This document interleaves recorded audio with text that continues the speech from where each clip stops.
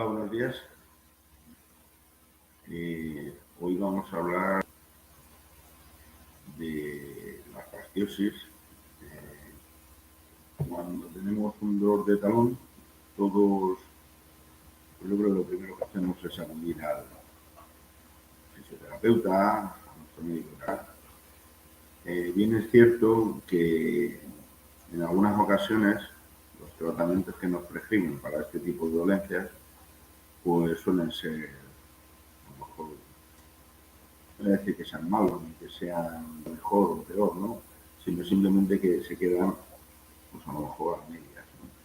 ¿Por qué pasa esto? Pues esto pasa porque cuando hablamos de fasciosis, fascitis, que muchas veces hablamos de fascitis, las fascitis no son tales. Y es más, cuando vemos fasciosis en clínica, que es lo que más habitualmente se suele ver, yo, por ejemplo, como podólogo es lo que más solemos ver,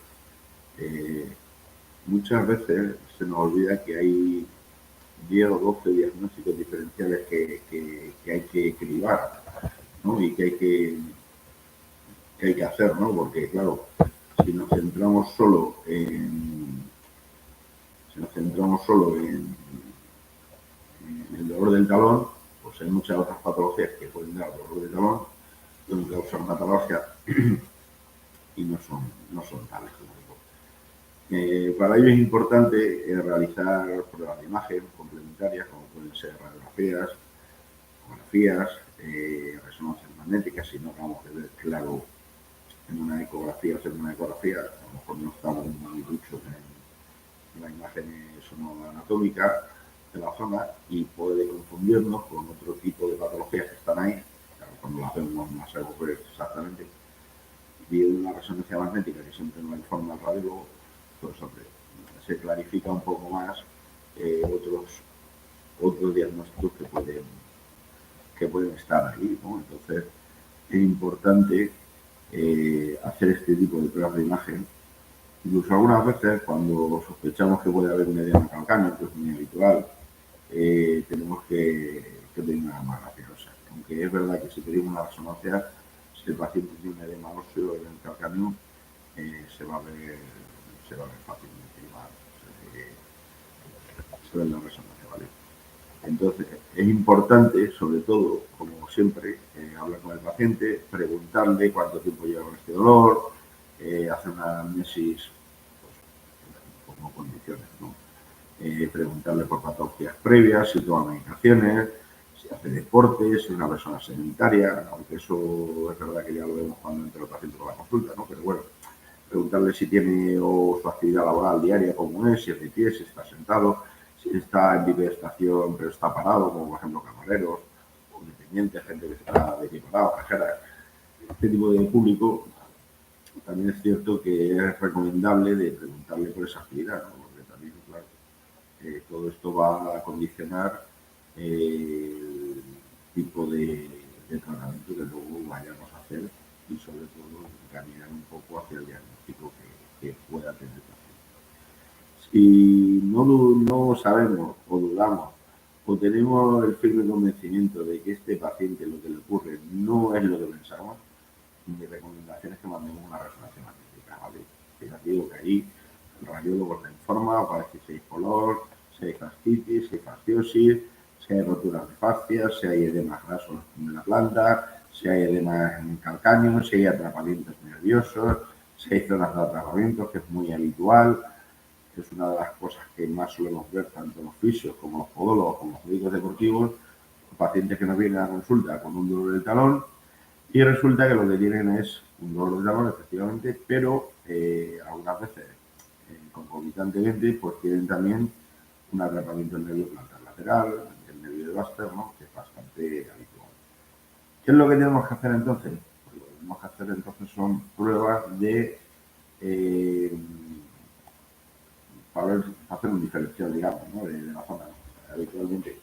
Yo lo que suelo hacer cuando vienen pacientes de este tipo, que me dicen que les duele el talón, pero también me comentan que les duele un poco en la zona lateral, en la zona medial, donde el abductor del alus, el abductor del alus se pone un poco más eminente, pues ahí sí que les suelo poner una bomba anestésico pequeño, un par de centímetros y medio, si tengo el bógrafo, por lo menos por el propio nervio plantar lateral. Entonces, espero un ratito, o digo al paciente, se me da un paseo, que vuelvan 10, 15, 20 minutos y le valoro ahora cómo está. Si veo que el paciente me refiere que ha desaparecido el dolor de talón, estamos ante un atrapamiento del nervio plantar lateral.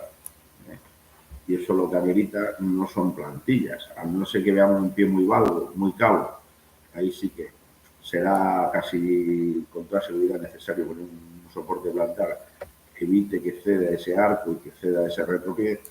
Muchas veces vemos en consulta pacientes que vienen con un pie muy valgo, con un pie muy supinado y tienen mucha tensión a nivel del aductor del halus, a nivel de la fascia. Evidentemente, pues no está solo te quito el dolor ahora y adiós muy buenas, ¿no? Hay que quitar el dolor al paciente, pero evitar que no le vuelva a ocurrir en un tiempo considerable. Entonces, ¿qué es lo mejor para esto? Pues eso, una bomba anestésico, un anestésico local normal y corriente, una metilocaína, una lidocaína, lo que tengamos en ese momento por casa que sea útil, que no provoque muchas alergias y que se le pueda poner, como digo yo, a casi el 100% de la población. Entonces, una vez hacemos el diferencial de un atrapamiento de un nervio plantar lateral, como puede ser esto, también, hombre, esto ya como todo, luego depende, claro, del protocolo de trabajo que tenga cada uno. Lo suyo sería hacer una electromiografía para ver cómo están los músculos, para ver cómo están los nervios, incluso hacer una conducción nerviosa, ¿no? Unos potenciales bloqueados si fuera necesario. La misma clínica que el paciente nos refiere ya nos va indicando un poco qué es lo que le ocurre, ¿no? Y qué es lo que le está pasando. Entonces, lo que hay que hacer es escuchar a nuestros pacientes, clientes, porque son ellos los que nos van a dar el diagnóstico de ese aspecto, ¿vale? Entonces, es importante escuchar a la gente y sobre todo a nuestros pacientes que nos van a contar casi el 60 o el 70% del diagnóstico. Ya el 20 o el 30% restante, pues ya hay que estudiar, hay que formarse, perdón, hay que hacer cursos de formación continuada, hay que hacer otra serie de cosas para poder llegar a ese supuesto diagnóstico, ¿no? Y escuchadme una cosa, también nos equivocamos todos, yo también, yo primero. Entonces, si nos equivocamos y tratamos algo de manera errónea porque nos hemos equivocado en el diagnóstico, lo que hay que hacer es como cuando volvemos a cero en otras cosas de la vida. O sea, volvemos a cero, replanteamos el diagnóstico, volvemos a empezar de cero como si ese paciente fuera un paciente nuevo que no entra por la puerta y no le conocemos de nada. Entonces tenemos que volver a empezar otra vez el protocolo de actuación sobre un dolor de talón. Pues eso, haciendo pruebas de imagen, haciendo exploración física, lógicamente, haciendo una exploración anamnesis previa otra vez, pasa esto, lo otro, y como digo yo, muchas veces empezar de cero, no estar ahí con el, no, es que le pasaba esto, tal, y como con ideas preconcebidas, porque eso lo que nos puede hacer es volver a errar. Entonces, lo suyo es que volvamos a reevaluar al paciente, partimos otra vez de cero, como os decía, y replanteamos otra vez el tratamiento. Porque hay veces que es verdad que no todos nos equivocamos, ¿no? Y en la patología del dolor de talón suele haber muchas patologías que, como digo, son susceptibles de estudio. Entonces, pues muchas veces es verdad que las consultas de podología trabajamos un poco sobre la marcha, pero también es verdad que cada vez más hay que irse acostumbrando a trabajar menos sobre la marcha y más sobre pruebas analíticas, sobre estudios de imagen, sobre TAC, sobre resonancias, sobre otro tipo de pruebas de imagen que a lo mejor en nuestra clínica no la podemos hacer en el momento, tenemos que llevar al paciente a otro sitio y entre que le derivamos, vuelve y tal, pues ahí pasa un tiempo que el paciente sigue siendo un doliente, no es un paciente, es un doliente, porque el paciente es el que espera en la sala de espera. El doliente es el que tiene una dolencia y sigue con ese dolor y sigue con esa molestia tan álgida. ¿Vale? Entonces tenemos que intentar de tratarlo. Mientras tanto, una plantilla, una descarga o una silicona, otras cosas que a lo mejor pueden ayudar al paciente a, entre que llega esa prueba diagnóstica pues, o el resultado, pues que vaya un poco más cómodo. ¿Vale? Ya que estamos en este capítulo de cosas, os quería comentar también una entidad patológica que el doctor Rafael Rayo la describe muy bien en un artículo que tiene, que es la triada találgica, ¿vale? La triada találgica lo define como ese dolor de talón con un start pain matutino, dolor por la mañana, primeros pasos de la mañana, cuando me paro y vuelvo a reiniciar marcha vuelve otra vez el dolor. Entonces, no es solo un dolor de talón al uso, ¿no? Un dolor de talón al uso donde hay una fascitis o fasciosis, mejor dicho, también hay un espolón de calcáneo y también hay un edema óseo calcáneo, ¿vale? Es un dolor bastante significativo, bastante aparente, no se va con antiinflamatorios locales, no suele tener un resultado con plantillas tampoco excesivo, o sea, alivia un poco, pero no quita el dolor del todo. ¿Por qué es? Porque es que estos pacientes, además, cuando ya tienen este tipo de patología, pues ya es pacientes a lo mejor que también tienen un gemelo corto o que por su actividad física o deportiva solicitan mucho la zona y al final sobrecargan el tejido y por eso les duele también. Muchas veces se habla si el espolón calcáneo duele o no duele. Es una cosa controvertida. Muchas veces cuando vamos a los cursos de formación lo hablamos con los compañeros, con la gente que se dedica a la anatomía también se habla, ¿no? Y ellos nos comentan que, pues eso, que el espolón calcáneo no deja de ser una intensofitosis o una osteofitosis calcánea que algunos dicen que sale por exceso de tensión del calcáneo, ¿no? En la zona longitudinal de la fascia. Yo no me lo acabo de creer porque también vemos pacientes con espolones muy groseros y no les duele nada, ni la fascia siquiera. Entonces, decir que el espolón duele, no sé, a mí me parece algo así poco controvertido. Es cierto que hay espolones que por su forma, por su morfología, por su anatomía, puede estar rozando el nervio plantar lateral, la primera rama del nervio plantar lateral, la rama de Baxter, que pasa directamente, bueno, pasa directamente por donde se suele formar el espolón. Ahí sí que puede que el espolón duela, ¿vale? O que haya una fascitis previa, se engrosa mucho el tejido, engrosa hacia abajo, pero también engrosa hacia los laterales. Entonces, eso puede provocar esa compresión de ese nervio y eso sí que puede producir ese dolor tan molesto, tan aparente y tan, ¿cómo diría? Quizás tan incomodante, ¿no? Porque no es el típico dolor que me tomo un antiinflamatorio, me pone una infiltración, se quita el dolor y fuera, y el paciente desaparece en nuestra vida. No, no, un dolor ya más molesto, más recurrente. De hecho, este tipo de dolores muchas veces ameritan ya cirugías de la fascia, a lo mejor hay que drenar sangre del calcáneo, hacer un alargamiento gemelar, otras cosas, ¿vale? Pero sí que es cierto que este tipo de paciente tiene un poco de mala baba, porque además son pacientes que ya vienen rebotados del fisio, del médico deportivo, del médico de cabecera, del chamán, del acupuntor, del osteópata, han pasado por todos lados y nadie les quita el dolor.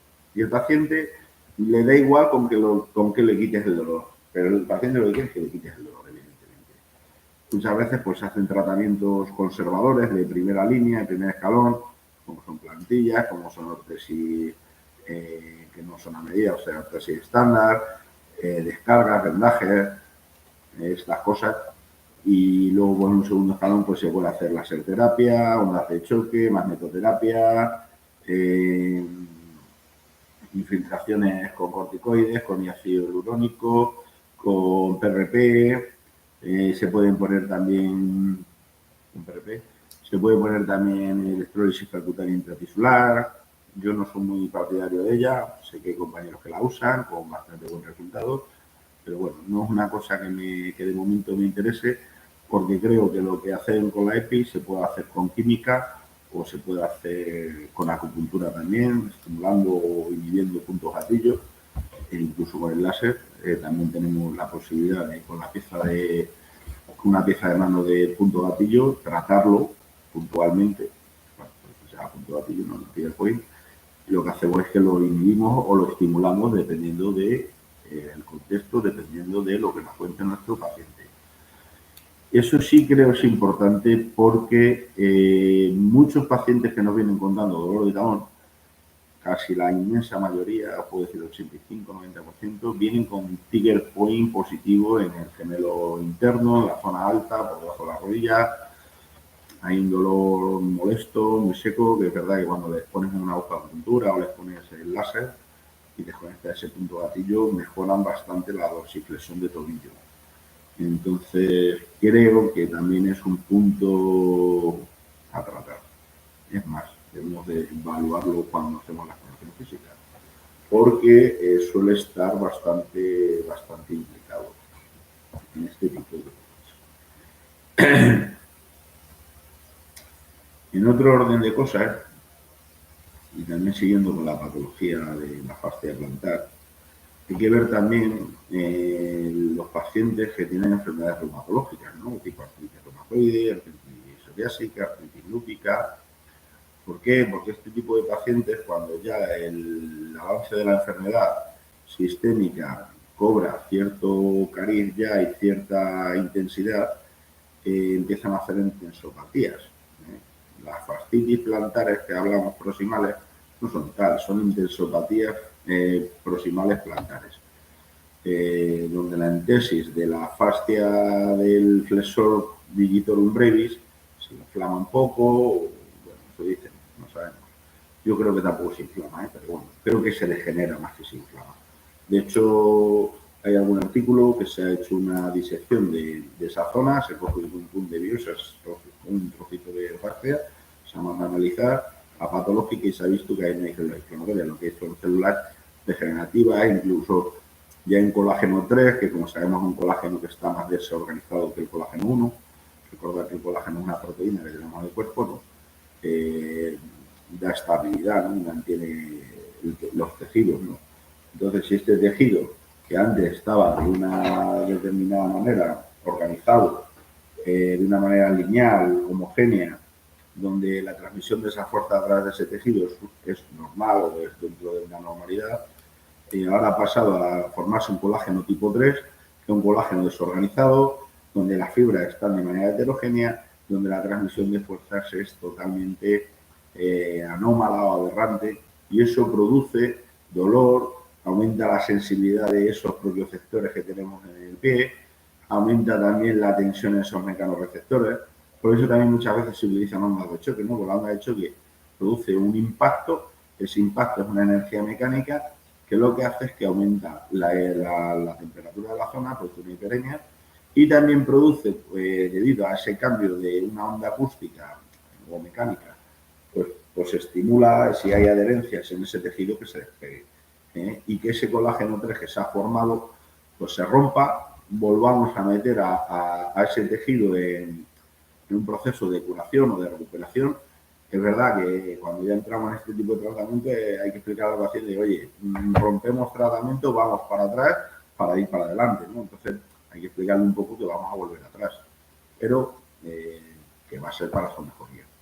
También es verdad que estos tratamientos no funcionan, entonces, bueno, también hay que decírselo al paciente que no es oro todo lo que reluce, como suelo decir. Entonces, sí que es cierto que hay que no dar demasiadas expectativas al paciente de este tipo de dolores, y si les damos expectativas, que sean lo más realistas posibles, porque podemos equivocarnos a la hora de darle expectativas y que nos llevemos un palo por parte del paciente y por parte de su patología, y porque no todo el mundo funciona igual, porque cada persona es un mundo, cada patología es otro mundo, todas las fascitis no funcionan igual a láser, no todas las fascitis funcionan igual con plantillas, hay ciertas fascitis o ciertos dolores de talón que con plantillas no funcionan bien, es más, funcionan mal, y bueno, pues hay que tratarlos de otra manera.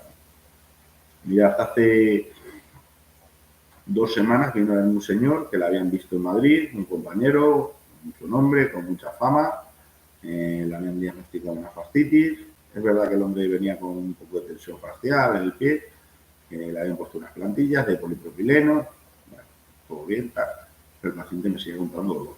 Y el paciente refería a un dolor en el arco. O sea, ¿es verdad que tenía fascia plantar tensa? Sí. ¿No era una intensopatía facial proximal? ¿Era una intensopatía ahí de tercio medio?